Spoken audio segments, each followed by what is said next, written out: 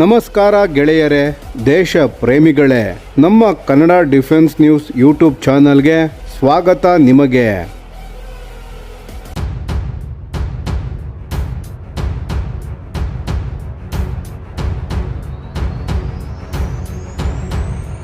ಭಾರತದ ಹೊಸ aunty stealth ಶಕ್ತಿ ಚೀನಾದ J-20 ಮತ್ತು J-35ಗೆ ಸವಾಲು ಹಾಕುವ ನಿಬೋ UM ರೆಡಾರ್. ಏಕೆ ಇದು ದೊಡ್ಡ ಬದಲಾವಣೆ? ಸ್ನೇಹಿತರೆ, ಇಂಡೋ ಪೆಸಿಫಿಕ್ ಪ್ರದೇಶದಲ್ಲಿ ಈಗ ಒಂದು ಹೊಸ ರೀತಿಯ ಸ್ಪರ್ಧೆ ಶುರುವಾಗಿದೆ. ಇದು ಯುದ್ಧ ವಿಮಾನಗಳ ಸಂಖ್ಯೆಯ ಸ್ಪರ್ಧೆ ಅಲ್ಲ, ಇದು ಯಾರು ಮೊದಲು ಎದುರಾಳಿಯನ್ನು ಪತ್ತೆ ಹಚ್ಚುತ್ತಾರೆ ಎಂಬ ಸ್ಪರ್ಧೆ. ಈ ಹಿನ್ನೆಲೆಯಲ್ಲೇ ಭಾರತ ಒಂದು ಅತ್ಯಂತ ಮಹತ್ವದ ಹೆಜ್ಜೆ ಇಟ್ಟಿದೆ. ಭಾರತೀಯ ವಾಯುಪಡೆ ಈಗ ರಷ್ಯಾದ ಅತ್ಯಾಧುನಿಕ 55ZH-6ME Nebo UM VHF anti stealth radar ಅನ್ನು ಕಾರ್ಯಾಚರಣೆಗೆ ತಂದಿರುವುದು ದೊಡ್ಡ ಮಟ್ಟದ ಚರ್ಚೆಗೆ ಕಾರಣವಾಗಿದೆ.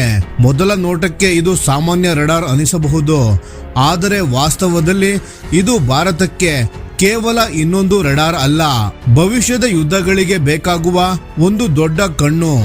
ಯಾಕೆಂದರೆ ಇಂದಿನ ಯುದ್ಧದಲ್ಲಿ ಯುದ್ಧ ವಿಮಾನಗಳು ಹೆಚ್ಚು ವೇಗವಾಗಿರುವುದಕ್ಕಿಂತ ಅವು ಕಾಣಿಸದೆ ಒಳನುಗ್ಗುವ ಸಾಮರ್ಥ್ಯ ಹೊಂದಿರುವುದು ದೊಡ್ಡ ಸವಾಲಾಗಿದೆ.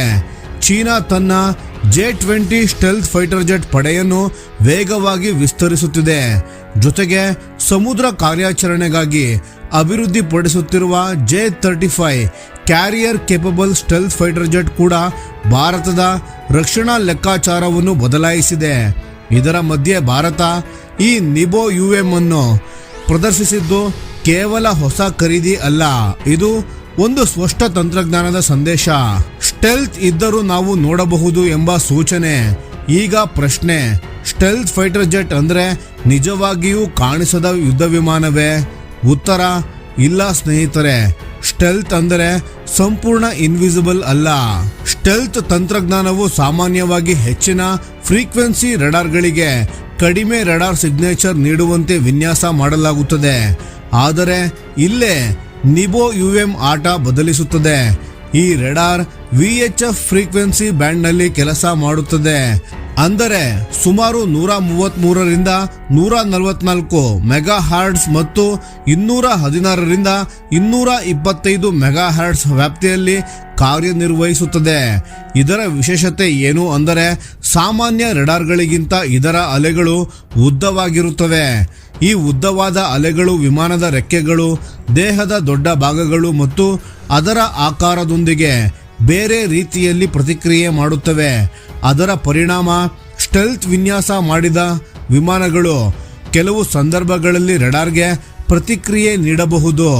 ಅದರ ಕಾರಣದಿಂದಲೇ ವಿಶ್ವದ ಅನೇಕ ದೇಶಗಳು ಈಗ ಮತ್ತೆ VHF ರೆಡಾರ್ ತಂತ್ರಜ್ಞಾನಕ್ಕೆ ಗಮನ ಕೊಡುತ್ತಿವೆ. ಭಾರತಕ್ಕೂ ಇದೇ ಅಗತ್ಯ ಹೆಚ್ಚಾಗಿತ್ತು. ಯಾಕೆಂದರೆ ಉತ್ತರ ಗಡಿಯಲ್ಲಿ ಚೀನಾದ ವಾಯುಶಕ್ತಿ ವೇಗವಾಗಿ ಬೆಳೆಯುತ್ತಿದೆ. ಭಾರತ ಮಹಾಸಾಗರ ಪ್ರದೇಶದಲ್ಲಿಯೂ ಚೀನಾದ ಚಟುವಟಿಕೆ ಹೆಚ್ಚಾಗುತ್ತಿದೆ. ಮುಂದಿನ ಕೆಲವು ವರ್ಷಗಳಲ್ಲಿ ಪಾಕಿಸ್ತಾನವು ಭವಿಷ್ಯದಲ್ಲಿ ಚೀನಾದ ಸ್ಟೆಲ್ತ್ ಪ್ಲಾಟ್ಫಾರ್ಮ್ಗಳನ್ನು ಪಡೆಯುವ ಸಾಧ್ಯತೆ ಬಗ್ಗೆ ಚರ್ಚೆಗಳು ನಡೆಯುತ್ತಿವೆ. ಅಂದರೆ ಭಾರತಕ್ಕೆ ಎರಡು ದಿಕ್ಕಿನಿಂದ ಸ್ಟೆಲ್ತ್ ಸವಾಲು ಎದುರಾಗಬಹುದು. ಇದೇ ಕಾರಣಕ್ಕೆ ಭಾರತ ತನ್ನ ಅರ್ಲಿ ವಾರ್ನಿಂಗ್ ಸಾಮರ್ಥ್ಯವನ್ನು ಬಲಪಡಿಸಲು ಮುಂದಾಗಿದೆ. ವರದಿಗಳ ಪ್ರಕಾರ ಅನುಕೂಲಕರ ಪರಿಸ್ಥಿತಿಯಲ್ಲಿ ನಿಬೋ UM ಕೆಲವು ಸ್ಟೆಲ್ತ್ ಗುರಿಗಳನ್ನು 250 ಕಿಲೋಮೀಟರ್ಗೂ ಹೆಚ್ಚು ದೂರದಲ್ಲಿ ಪತ್ತೆ ಹಚ್ಚುವ ಸಾಮರ್ಥ್ಯ ಹೊಂದಿರಬಹುದು. ಇನ್ನು ಸಾಮಾನ್ಯ ವಿಮಾನಗಳು ಕ್ರೂಸ್ ಮಿಸೈಲ್ ಮತ್ತು ಬ್ಯಾಲಿಸ್ಟಿಕ್ ಥ್ರೆಟ್ಗಳನ್ನು 600 ಕಿಲೋಮೀಟರ್ ತನಕ ಟ್ರ್ಯಾಕ್ ಮಾಡಬಹುದು ಎಂಬ ಹೇಳಿಕೆಗಳಿವೆ. ಆದರೆ ಇಲ್ಲಿ ಒಂದು ಮುಖ್ಯ ವಿಷಯ ನೆನಪಿಡಬೇಕು. ಈ ಸಂಖ್ಯೆಗಳು ಕಾರ್ಯಾಚರಣೆಯ ಪರಿಸ್ಥಿತಿ, ಎತ್ತರ, ಎಲೆಕ್ಟ್ರಾನಿಕ್ ವಾರ್ಫೇರ್, ವಾತಾವರಣ ಮತ್ತು ಗುರಿಯ ದಿಕ್ಕಿನ ಮೇಲೆ ಅವಲಂಬಿತವಾಗಿರುತ್ತವೆ. ಅಂದರೆ ಇದು ಮಾಯಾ ಕಣ್ಣು ಅಲ್ಲ, ಆದರೆ ಮುಂಚಿತ ಎಚ್ಚರಿಕೆ ಸಮಯವನ್ನು ಹೆಚ್ಚಿಸುವ ಸಾಧನ. ಇನ್ನು ಭಾರತದ ಏರ್ ಡಿಫೆನ್ಸ್ ನೆಟ್ವರ್ಕ್ನಲ್ಲಿ ಇದರ ಪಾತ್ರ ನೋಡೋಣ ಬನ್ನಿ. ಸ್ನೇಹಿತರೆ, ಭಾರತ ಈಗಾಗಲೇ S-400 triumph, Arudra radar, Ashwini radar, Netra ಎವ್ಯಾಕ್ಸ್, ಫಾಲ್ಕಾನ್ ಪ್ಲಾಟ್ಫಾರ್ಮ್ ಸೇರಿದಂತೆ ಹಲವು ವ್ಯವಸ್ಥೆಗಳನ್ನು ಬಳಸುತ್ತಿದೆ. ನಿಬೋ UM ಇವುಗಳ ಜೊತೆ ಸೇರಿ ಕೆಲಸ ಮಾಡುವ ಸೆನ್ಸಾರ್ ನೋಡ್ ಆಗಿ ಕಾರ್ಯನಿರ್ವಹಿಸಬಹುದು. ಒಮ್ಮೆ ದೂರದಲ್ಲಿ ಅನುಮಾನಾಸ್ಪದ ಗುರಿ ಕಂಡರೆ ಮಾಹಿತಿ ಮುಂದಿನ ವ್ಯವಸ್ಥೆಗಳಿಗೆ ಹೋಗುತ್ತದೆ. ನಂತರ fighter aircraft, surface to air missile ಅಥವಾ ಇನ್ನಿತರ ಟ್ರ್ಯಾಕಿಂಗ್ ಸಿಸ್ಟಮ್ಸ್ಗಳು ಗುರಿಯ ಮೇಲೆ ಗಮನ ಕೇಂದ್ರೀಕರಿಸುತ್ತವೆ. ಇದನ್ನೇ ಇಂದಿನ ಯುದ್ಧದಲ್ಲಿ ಸೆನ್ಸಾರ್ ಫ್ಯೂಷನ್ ಎಂದು ಕರೆಯಲಾಗುತ್ತದೆ. ಅಂದರೆ ಒಂದು ರೆಡಾರ್ ಎಲ್ಲವನ್ನೂ ಮಾಡುವ ಕಾಲ ಮುಗಿದಿದೆ. ಈಗ ಹಲವಾರು ಸೆನ್ಸಾರ್ಗಳನ್ನು ಒಟ್ಟಿಗೆ ಕೆಲಸ ಮಾಡಿಸುವ ಕಾಲ ಬಂದಿದೆ. ನಿಬೋ UM ನ ಇನ್ನೊಂದು ದೊಡ್ಡ ಬಲ ಅದರ ಮೊಬಿಲಿಟಿ. ಇದು BAZ-6909 high mobility vehicle platform ಮೇಲೆ ಅಳವಡಿಸಲಾಗಿದೆ. ಅಂದರೆ ಒಂದೇ ಜಾಗದಲ್ಲಿ ನಿಲ್ಲುವುದಿಲ್ಲ, ತ್ವರಿತವಾಗಿ ಸ್ಥಳ ಬದಲಾಯಿಸಬಹುದು. ಯಾಕೆಂದರೆ ಇಂದಿನ ಯುದ್ಧದಲ್ಲಿ ರೆಡಾರ್ ಕಾರ್ಯಾರಂಭ ಮಾಡಿದ ತಕ್ಷಣ ಎದುರಾಳಿ ಅದರ ಸ್ಥಾನ ಪತ್ತೆ ಹಚ್ಚಿ ದಾಳಿ ಮಾಡುವ ಪ್ರಯತ್ನ ಮಾಡಬಹುದು. ಅದಕ್ಕಾಗಿ ಬದುಕುಳಿಯುವ ರೆಡಾರ್ ಅಂದರೆ ಚಲಿಸುವ ರೆಡಾರ್. ಇದೇ ಆಧುನಿಕ ಏರ್ ಡಿಫೆನ್ಸ್ನ ತತ್ವ. ಇನ್ನೊಂದು ಪ್ರಮುಖ ವಿಚಾರ ಸ್ನೇಹಿತರೆ, ರಷ್ಯಾ ಹಲವು ವರ್ಷಗಳಿಂದ ನಿಬೋ ಸರಣಿಯ ರೆಡಾರ್ಗಳನ್ನು ಅಭಿವೃದ್ಧಿಪಡಿಸಿದೆ. ಆದರೆ ಭಾರತಕ್ಕೆ ಬಂದಿರುವ ಎಕ್ಸ್ಪೋರ್ಟ್ ವರ್ಷನ್ ಮತ್ತು ರಷ್ಯಾದ ಒಳನಾಡು ಬಳಕೆಯ ವರ್ಷನ್ ನಡುವೆ ವ್ಯತ್ಯಾಸ ಇರುವ ಸಾಧ್ಯತೆಗಳ ಬಗ್ಗೆ ರಕ್ಷಣಾ ವಿಶ್ಲೇಷಕರು ಚರ್ಚಿಸುತ್ತಾರೆ. ಭಾರತ ಎಷ್ಟು ವ್ಯವಸ್ಥೆಗಳನ್ನು ತೆಗೆದುಕೊಂಡಿದೆ, ಎಲ್ಲಿ ನಿಯೋಜನೆ ಮಾಡಿದೆ ಅಥವಾ ಎಷ್ಟರ ಮಟ್ಟಿಗೆ ನೆಟ್ವರ್ಕ್ಗೆ ಜೋಡಿಸಲಾಗಿದೆ, ಇದರ ಅಧಿಕೃತ ಮಾಹಿತಿ ಇನ್ನೂ ಸಾರ್ವಜನಿಕವಾಗಿಲ್ಲ. ಆದರೆ ಒಂದು ವಿಷಯ ಸ್ಪಷ್ಟ, ಇಂಡೋ ಪೆಸಿಫಿಕ್ ಪ್ರದೇಶದಲ್ಲಿ ಈಗ ಫೈಟರ್ ಏರ್ಕ್ರಾಫ್ಟ್ ಮಾತ್ರ ಶಕ್ತಿಯ ಮಾಪಕ ಅಲ್ಲ. Radar, electronic warfare, sensor fusion, early warning, network defence ಇವೇ ಭವಿಷ್ಯದ ಶಕ್ತಿಯ ಆಧಾರವಾಗುತ್ತಿವೆ. ಭಾರತದ ನಿಬೋ UM ಸೇರ್ಪಡೆ ಅದೇ ಹೊಸ ಯುಗದ ಆರಂಭದ ಸೂಚನೆ.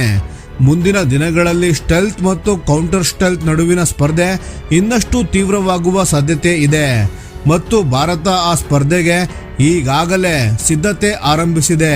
ಸ್ನೇಹಿತರೆ, ಈ ವಿಷಯದ ಬಗ್ಗೆ ನಿಮ್ಮ ಅನಿಸಿಕೆ ಮತ್ತು ಅಭಿಪ್ರಾಯಗಳನ್ನು ದಯವಿಟ್ಟು ಕಾಮೆಂಟ್ ಮಾಡಿ ತಿಳಿಸಿ. ಧನ್ಯವಾದಗಳು.